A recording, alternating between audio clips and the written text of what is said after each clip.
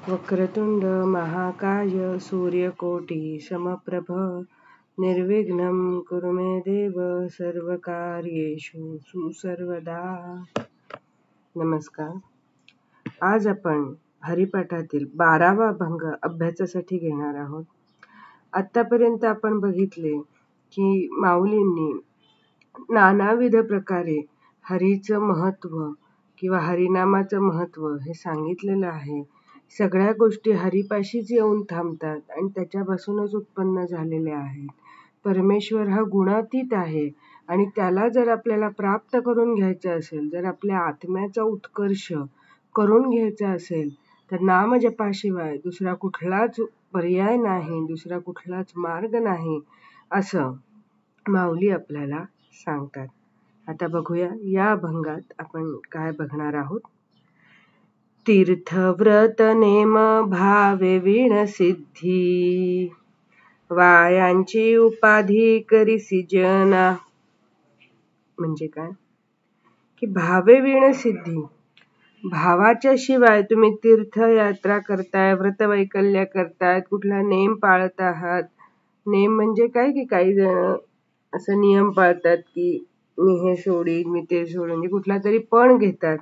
पण हे सगळं तुम्ही जर भावाशिवाय करत आहात, तुम्ही फक्त करायचं म्हणून करत आहात आणि त्याच्याविषयी मनामध्ये भाव श्रद्धा काहीच नाही, फक्त एक एका यांत्रिक पद्धतीने तुम्ही एखादं व्रत वैकल्य करताय आणि अपेक्षा करताय की तुम्हाला फळ मिळेल, तर तसं काही होणार नाही.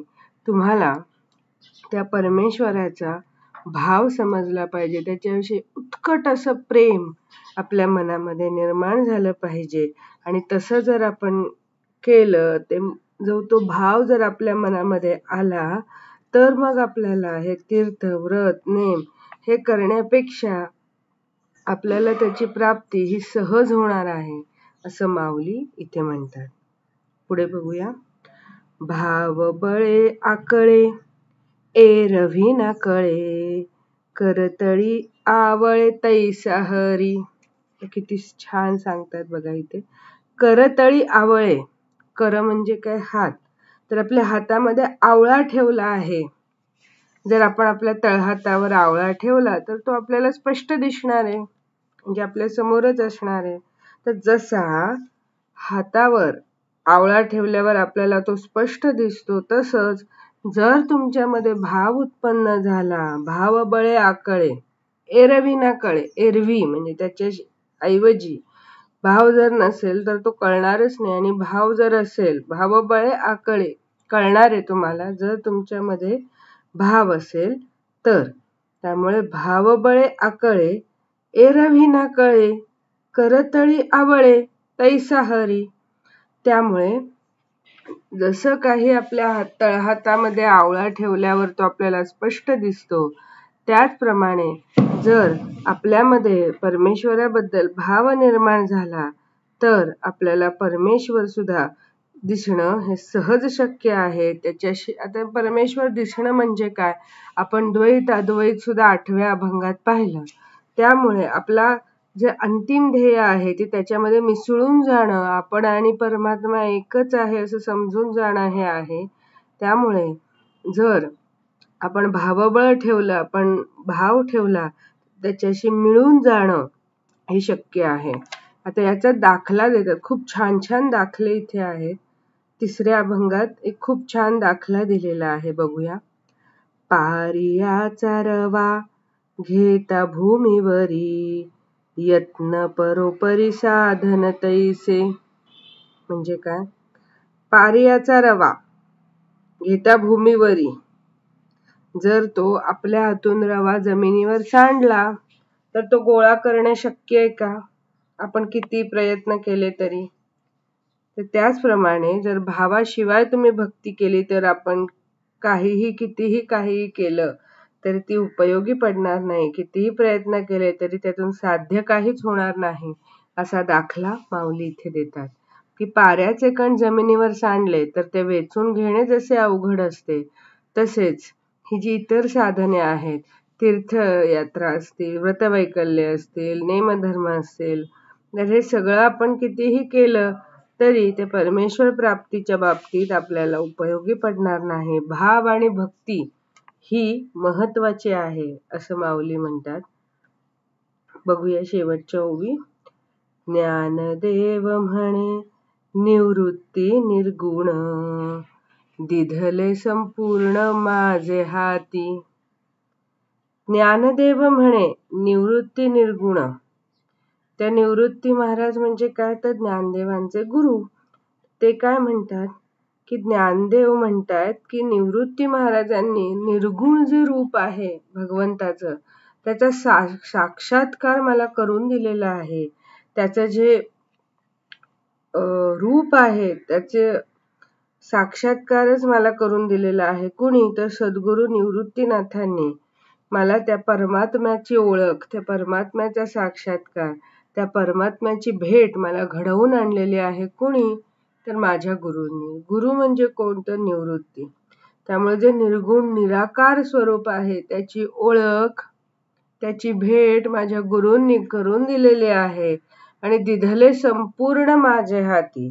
त्यामुळे पूर्ण जे काही ज्ञान आहे ते माझ्या हाती मिळालेलं आहे. आणि आता मी काहीच अतृप्त नाही, मी पूर्ण तृप्त आहे असं माऊली म्हणतात. आपण मागे सुद्धा बघितलं होतं की गुरुकृपा झाल्याशिवाय आपल्याला तो जो निर्गुण निराकारचं जे रूप आहे ते त्या मार्गावर जाण्यासाठी जे मार्गदर्शन आहे ते गुरुकृपा झाल्याशिवाय आपल्याला मिळत नाही. त्यामुळे इथेच जाता जाता माऊलींनी आपल्या गुरूंचं नाव घेऊन की त्यांनी कसं मला निर्गुण निराकाराचं भेट घडवून आणलेली आहे आणि मला पूर्णपणे जे काही ज्ञान होतं, आत्मज्ञान होतं, पूर्ण ज्ञान होतं ते माझ्या हाती दिलेलं आहे असं माऊली इथे म्हणतात. त्यामुळे या अभंगातून पुन्हा पुन्हा माऊली हेच सांगायचा प्रयत्न करतात की भाव खूप महत्वाचा आहे. आता आपण एखाद्या देवाची, एखाद्या विग्रहाची पूजा करतो, पण आपल्या मनामध्ये त्या विग्रहाबद्दल, त्या देवाबद्दल आत्मीय असा भाव की जणू काही तो आपलाच आहे असा भाव आणून आपण विचार केला पाहिजे. फक्त मी तुझी पूजा केली, आता हे माझं काम कर, आता हे माझं काम होऊ दे, मला बळ दे, तूच दे मला सगळं, मी तुला काय देणार आहे, या दृष्टीने आपण देवाकडे बघितलं पाहिजे. त्याची काळजी केली पाहिजे, त्याबद्दल चिंतन केलं पाहिजे. त्याला पूर्ण शरणागती, शरण आणि नामस्मरण हे खूप महत्वाचं आहे. शरणागती आपण म्हणतो पण आपण पूर्णपणे शरण जात नाही. त्यामुळे पूर्ण भरवसा ठेवून आपण त्याच्या ठायी एकरूप झालं पाहिजे, त्याच्याबद्दल भाव आणला पाहिजे. आणि एकदा भाव आला की बाकीच्या गोष्टी सुकर होतात आणि गुरुकृपा लाभली की निर्गुण निराकार स्वरूपाचं दर्शन आपल्याला होतं. त्यामुळे सगळ्यांनी या मार्गावर मार्गस्थ होऊया, नामजप घेऊया, भगवानाची शरणागती पटकूया आणि भगवंताचं स्मरण अखंड ठेवूया. आपण झोपेत असलो, झोपेतून जाग आली तरी त्या क्षणाला सुद्धा आपण भगवंताचं स्मरण ठेवतो आहोत का?